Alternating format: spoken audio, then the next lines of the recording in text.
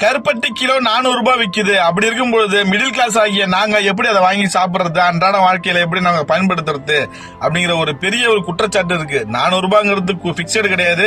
ஒவ்வொரு இடத்துக்கு சார்ந்த மாதிரி 500 ரூபாய் இருக்கலாம், 450 ரூபாய் இருக்கலாம், 600 ரூபாய் இருக்கலாம். ஆனால் இது எப்படின்னா இந்த அளவுக்கு அது ஒரு எக்ஸ்பென்சிவான விஷயமா மாறினதுக்கான காரணம் நமக்கு நாமளே வச்சுக்கிட்ட ஆப்பு. கவர்மெண்ட் கார்பரேட் கைகூலியா மாறினதுனால அவங்க எல்லாம் சேர்ந்து நம்மளுக்கு வச்ச ஆப்பும் கூட தான்.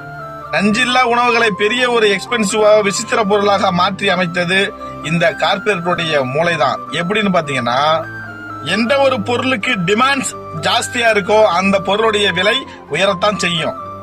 இன்றைக்கு இருக்கிற இந்த விலையில அப்படியாப்பட்ட ஒரு பொருள்லாம் கிடையாதுங்க. 1800 காலங்களுக்கு பாத்தீங்கன்னா நம்மளுடைய மூதாதையர்கள் அந்த கருப்பட்டியை அவ்வளவு பெரிய அளவுல உற்பத்தி செஞ்சுட்டு இருந்தாங்க. அன்னைக்கு பனைமரங்கள் அவ்வளவு பனைமரங்கள் இருந்துச்சு. அதை சார்ந்து நிறைய வாழ்வாதாரங்களை மக்கள் பயன்படுத்திக்கிட்டு இருந்தாங்க. 1800 காலகட்டத்துல பாத்தீங்கன்னா லண்டனுக்கே எக்ஸ்போர்ட் பண்ணிட்டு இருந்தாங்களாம் நம்மளுடைய மூதாதையர்கள். நம்மளுடைய அரசாங்கமும் லண்டனுக்கே எக்ஸ்போர்ட் பண்ணிட்டு இருந்தாங்களாம் கருப்பட்டிய. எப்படி எந்த அளவுக்கு உற்பத்தி அதிகம் அப்படின்னாக்க அதை வச்சு வீட்டுக்கு ஒரு மதில் சுவரே கட்டலாமா, அந்த அளவுக்கு உற்பத்தி செஞ்சுட்டு இருந்தாங்களாம்.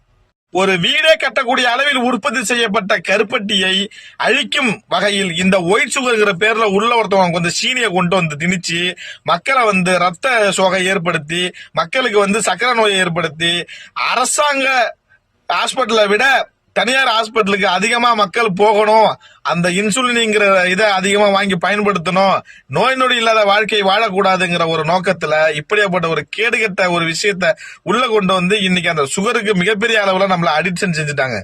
இப்படியாப்பட்ட கேவலவாதியின் கேவலமான செயல்களாலதான் இன்னைக்கு இந்த கருப்பட்டியை விலை அதிகமாக கொடுத்து வாங்கும் ஒரு நிலை ஏற்பட்டிருக்கு. அதுக்கு காரணம் என்னன்னா, அதிகப்படியான பனைமர அழிப்பு. அந்த பனைமரத்தை உருவாக்குவதற்கு ஏறத்தாழ 30 ஆண்டு காலம் கிட்டத்தட்ட ஆகும்.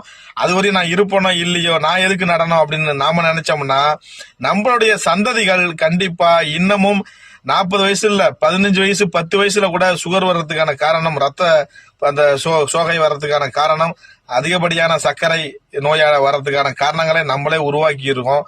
அது நம்மளுடைய சந்ததிகளே அழிக்கும் ஒரு நிலையை நாம தான் உருவாக்கி வச்சுட்டு போக போற ஒரு சூழ்நிலைக்கு தள்ளப்படுவோம். நம் சந்ததிகளுக்கு காரு பங்களா அது இதுன்னு சொல்லிட்டு பெரிய அளவுல பொருள் செலவுகளை கொடுத்து போறதுனால எந்த ஒரு பிரயோஜனமும் கிடையாது.